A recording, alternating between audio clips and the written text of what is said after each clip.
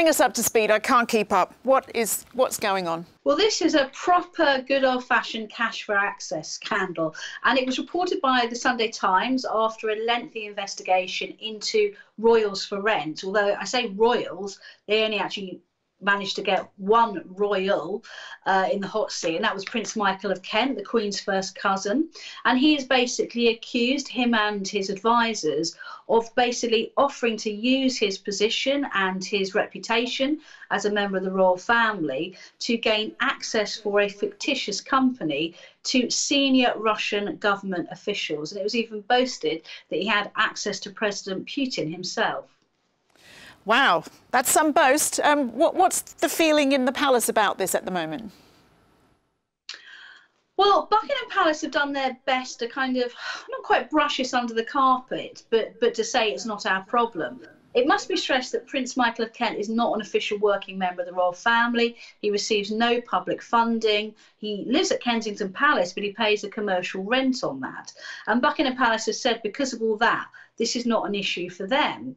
I actually disagree with them on this because Prince Michael of Kent and his wife, Princess Michael of Kent, do a number of engagements each year on behalf of the Queen. They will be rolled out at state banquets, receptions, garden parties. I mean, as much to make up the numbers as anything, but these are documented in the court circular. So I do think this is an issue for Buckingham Palace because it is reputationally damaging for them that a member of the royal family can say, you know, pay me 20, 30, 40, 50,000 pounds and you can wheel me out at whatever event you want. He's only getting that because he is cast as a senior royal. Is it a breaking of the rules, or are the rules just, you know, very unclear? The rules are very clear that you're not allowed, as a senior member, working member of the royal family, to capitalise and make money out of your status. And this is what we've obviously heard discussed a lot over the last year or so because of Harry and Meghan. Well, we asked Basha Briggs, a friend of the Prince, for her thoughts on the scandal and her experiences going to events with him. Well, I've known Prince Michael for a good 30 years. I think he's a very, very good-natured man, and he will endorse and help worthy causes, charities, but also because he's not on the civil list and he does have to make a living, he'll sell what he can, which is, in this case, himself. For many years now, if somebody, a senior businessman or a captain of industry, would like to impress his colleagues and would like Prince Michael to attend an event, he will, of course, do so. There was one incident when I was approached by a German gentleman who was giving a party in Sloane Street. He wanted to impress his work colleagues, and he asked whether Prince Michael would put in an appearance, which, of course, he did. £20,000, but it was worth every penny. Everybody was happy. All of these things that Prince Michael does to earn money, some people might consider them rather controversial, but I mean, poor man, what's he supposed to do? Given that he's so close to the Queen, he should really avail himself of better advice. He has had excellent advisors in the past that he's fallen out with, which is regrettable, but on the whole, he's been very badly advised. But as I said, he's so good-natured and so trusting that he lands himself in these, you know, it's a fine line he's treading, and he finds himself in these sticky situations, and I feel dreadfully sorry for him. I think it's dreadful to think that people are saying that the Queen would reprimand him, because the poor man hasn't done anything wrong. And she certainly won't remove any patronages from him, because he does a great deal of good. He is patron of the Battersea Dogs Home and all sorts of children's burns charities in Russia. The Russians absolutely adore him because he has such a close relationship to the murdered Tsar. So little old babushkas or little old ladies sort of fall to their knees and kiss his hand when they see him in the street. He speaks fluent Russian. The fact that he's developed such a love for the country and they've reciprocated that affection, I don't see the problem. There are a lot of royals that have to tread this fine line. Beatrice and Eugenie, for instance, will have to be very careful because there are rogues and charlatans out there ready to make a fool of them. Because you're a royal, you're a target, you're a magnet for all sorts of self-seeking, self-serving types that wish to take advantage of you.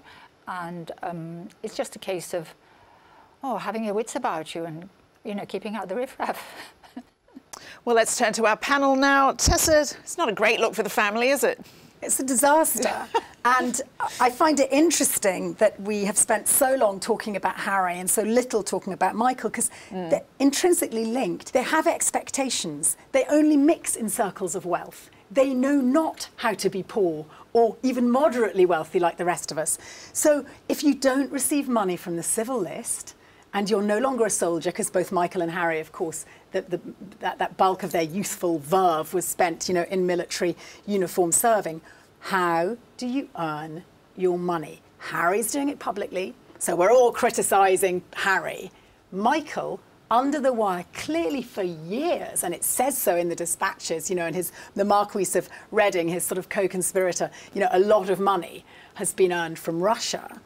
And which is more sinister? Which is more dangerous? Prince Michael every time. We're currently sanctioning Russia to try and stop people investing in the country, and we're united with the EU and with America. And here we have, in the name of our royal family, someone trying to help Korean gold find its way to the Kremlin. Yeah, I'm outraged.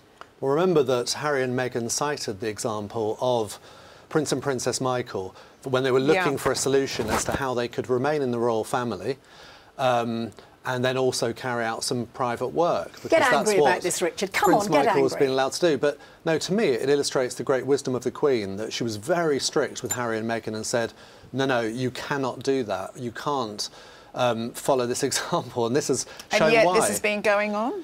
Yes, but Prince Michael is 78. He's sort of, as Rebecca said, you know, no doubt when Prince Charles is king, he will be, you know, retired. Are you trying to soft soap this, Richard? The amount of indignation and ire I've seen from you sitting in that seat about Prince Harry, and you're trying to soft soap Prince Michael on the basis of his age. If you're 78 and watching this, feel fair to be outraged, because Richard is assuming that you're no longer capable of making your own decisions. No, I think he's very much capable of making his own decisions, and he's made a mistake, and I think that's been acknowledged. But has he made a mistake, or is this you know, many mistakes that we're sort of like, this is the cap of the iceberg? Well, to be fair to Prince Michael, they used to have free apartments at Kensington Palace. Which was a scandal in itself. No, that was given to them as a wedding present from the Queen.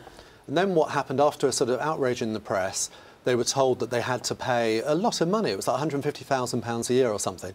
As I say, 78, you've got to earn money from somewhere. If people will pay him to appear at their party, as Basher Briggs, his friend, suggests, I can't say it's the greatest scandal, really. Richard, can we just roll back there? You're worried about, oh, poor Michael suddenly having to pay rent. What a trauma, having to pay rent for a palace. Dear me, a palace backdrop which he uses and flogs, by the way, because he's used this to help extend Russian soft power in 2013. There was an event held there. You know, I understand that his, I think, twice removed cousin, first cousin, was the murdered Tsar, and he looks a bit like the Tsar, and he's hugely popular in Russia. And I realise, Prince Michael, it's deeply inconvenient for you, this kind of second Cold War at the moment we're having with Russia, where people, Livchenko, who was murdered on British soil, Salisbury, which cost the life of a woman, another terrorist attack by the Russian state on British soil. So I'm sorry for inconveniences, Prince Michael, that it's no longer quite so clean to earn his dirty cash over there. Now, this is appalling. I do feel sorry for the Queen. You can feel fond of your young cousin, who is a page boy, and realise he's also got it horribly wrong. But please, Queen, could you strip him of his HRH? Please, Queen, could you strip him of his honorary colonel title of the King's Royal Hussars? Do you think this is a conversation Prince Charles might be having right now? Well, I think Prince Charles will be tearing his hair out because he's disgusted by Russia. He spoke openly of the bellicose actions that Russia's, we've seen them in the Ukraine, you know, almost being a sort of a like pre-war Germany move. So I think they'll be deeply, deeply disappointed about this. I'd be very surprised if the Queen takes any action over this, really. You know, he's her beloved cousin. She's very fond of him. And, as I say, he's an old man. It doesn't work, though, the age thing. We laudate the Queen, and she's 95, and we exempt some random prince using our most precious British brand. By the way, this is, in case you don't know, Richard, this is all over the news in America. I wonder how Russia's interpreting it, by the way. I suddenly think the gravy train for Michael would have dried up pretty quickly over there right now. You know, this has damaged Britain's brand, and you may just go, oh, poor old man. No, this is a big deal, and I feel incensed about it. And I want him out of Kensington palace as well. It's one of our palaces. Let's open his wing up to the public. If only and we'll all have Tessa a look. Dunlop was queen. Anyway, we've heard from another friend of Prince Michael's, Di Davies, who is the former head of the police's Royal Protection Group. He thinks that the controversy has been overplayed, like you, Richard. Let's see. He was president of one of the companies where I was a director when I retired, and I had the privilege of travelling with him in the Middle East, in Dubai, Abu Dhabi, and also in this country. To suggest that somehow he's unpatriotic is nonsensical. He is the most patriotic individual, I think, with the exception of Her Majesty, that I've ever met.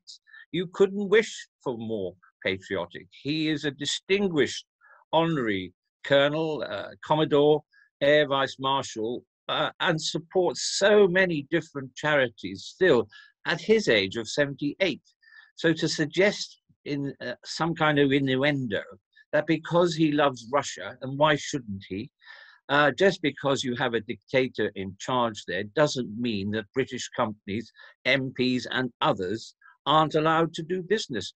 Hundreds of firms in this country do business, and it seemed on the face of it a reasonable proposition. He's well respected and liked there. So to utilize his commercial side through his knowledge and some influence with people in Russia, I think is perfectly reasonable. What I'm saying is those who advise him, and let's face it, he's been doing it for a long time, before you open your big mouth in any shape or form, you should engage brain. And in his case, he pays people to do that for him. Somehow they didn't do the due diligence, and he finds himself now in this, some would allege, embarrassing situation. I don't think it is that. I don't think he's broken any kind of law. As to whether royals should benefit, there's a balance, as with all aspects. But to single him out, as against from Her Majesty, who gets free cars, to Prince Charles, Prince Andrew, well, I won't go there with Andrew, Prince Harry, they all do in one shape or another, and all get benefits, free cars, free Range Rovers, you name it. So they all benefit from their royal status, and to one extent, why not? That's all we have for you on our YouTube show. But to see the rest of this episode, including some more fascinating royal revelations, head to www.mailplus.co.uk/royals or click the link on screen now.